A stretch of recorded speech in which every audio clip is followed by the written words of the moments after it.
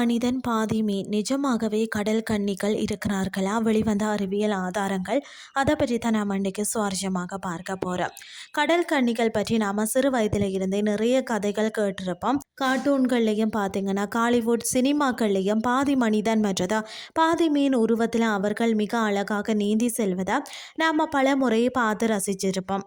ஆனால் நிஜ வாழ்க்கையில் அப்படி ஒரு உயிரினம் உண்மையிலேயே இந்த மாபெரும் கடலுக்குள்ள ரகசியமாக வாழ்கிறதா என்ற ஒரு பெரிய சந்தேகம் நம்மள பலருக்கு எப்போதாவது வந்திருக்கா. இந்த மர்மமான உயிரினங்கள் பற்றிய சுவாரஸ்யமான பின்னணியும் அறிவியல் உண்மைகளையும் தான் நாம் இன்றைக்கு பார்க்க போகிறோம்.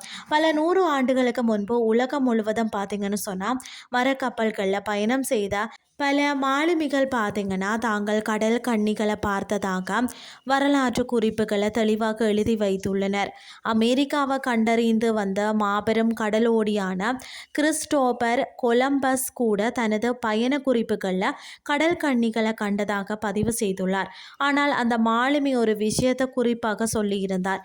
என்னன்னு சொல்லி பார்த்தீங்கன்னா கதைகளில் வர்ணிக்கப்படுவது போலதான் அவ்வளவு பேரழகியாக இல்லை என்றும் அவர்களின் முகம் சற்று கரடுமுரடாக இருந்ததாகவும் அவர் குறிப்பிட்டிருந்தார். இப்படி பார்த்தீங்கன்னு சொன்னால் தொடர்ந்து பல நாட்டு மாலுமிகள் சொன்ன தகவல்கள் மக்கள் மத்தியில் கடல் கன்னிகள் நிச்சயம் இருக்கிறார்கள் என்ற ஒரு பெரிய அசைக்க முடியாத நம்பிக்கையை உருவாக்கியது. அப்படின்னு சொன்னால் பலரும் பார்த்ததாக சொன்னது எது என்ற குழப்பம் உங்களுக்கு இயல்பாகவே வரலாம். உண்மையில் அந்த மாலுமிகள் பார்த்தது கடற்பசு என்று அழைக்கப்படக்கூடிய பெரிய கடல் பாலூட்டிகளை தான். பல மாதங்கள் நடுக்கடலிலேயே தொடர்ந்து பயணம் செய்து கடுமையான உடல் சோர்வும் வைட்டமின் குறைபாடு மற்றது மன அழுத்தத்தில் இருந்த மாலுமிகளுக்கு எல்லாமே மாயையாக தெரிந்தது. தூரத்தில் இருந்து கடற்பசுகளை பார்த்ததும் அவற்றை பாதி மனித உருவம் கொண்ட கடல் கன்னிகள் என்று அவர்கள் தவறாக நினைத்து விட்டனர். இந்த விலங்குகளின் உடல் அமைப்பு பார்த்தீங்கன்னா அவை தண்ணீருக்குள்ள வெளியே தலையை நீட்டும் விதம் மற்றது அவை குட்டிகளுக்கு பாலூட்டும் முறை இதெல்லாம் மனிதர்களை போலவே சற்று இருப்பதும் ஒரு மாபெரும் வரலாற்று குழப்பத்திற்கு ஒரு மிக முக்கிய காரணமாக அமைந்ததாம்.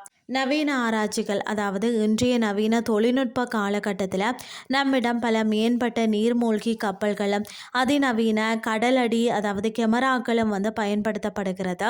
அமெரிக்காவின் தேசிய கடல் மற்றது வளிமண்டல நிர்வாக அமைப்பு போன்ற உலகின் மிகப்பெரிய கடல் ஆராய்ச்சி நிறுவனங்கள் கூட இது தொடர்பாக பல ஆய்வுகளை நடத்தி இருக்கிறார்களாம். ஆனால் இதுவரை கடல் கன்னிகள் இருப்பதற்கான எந்த ஒரு சிறிய அறிவியல் பூர்வமான ஆதாரமும் கிடைக்கலையாம். அப்படின்னு சொல்லி தான் அவர்கள் அதிகாரப்பூர்வமாக அறிவித்திருக்கிறார்கள். பூமியில் உள்ள கடலில் ஒரு சிறிய ஒரு பகுதி மட்டுமே நாம இதுவரை முழுமையாக ஆராய்ஞ்சிருப்போம் என்பது உண்மைதான்.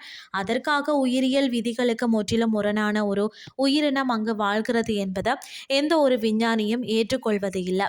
அறிவியல் ரீதியாக சொல்லப்போனால் கடல் கன்னிகள் என்பவை மனிதர்களின் அபாரமான கற்பனை திறனால் பல 100 ஆண்டுகளுக்கு முன்பு உருவாக்கப்பட்ட ஒரு அழகான கட்டுக்கதை மட்டுமே. சாதாரணமாக கடலில் நீந்தும் கடற்பசுக்களை பார்த்து பயந்து போய் மாலுமிகளால் தவறாக புரிந்து கொள்ளப்பட்ட ஒரு சாதாரண விஷயமே இன்று வரை உலகளவில் பெரும் மர்மமாக பேசப்பட்டு வருகிறது. இன்றைய கிறிஸ்டி உங்களுக்கு பிரயோசனமாக அமைஞ்சிருக்கும்னு சொல்லி நானும் நம்புகிறேன். இதே மாதிரி மற்றும் ஒரு கிறிஸ்டின் வேலைக்கு உங்களை சந்திக்கிறேன். நன்றி.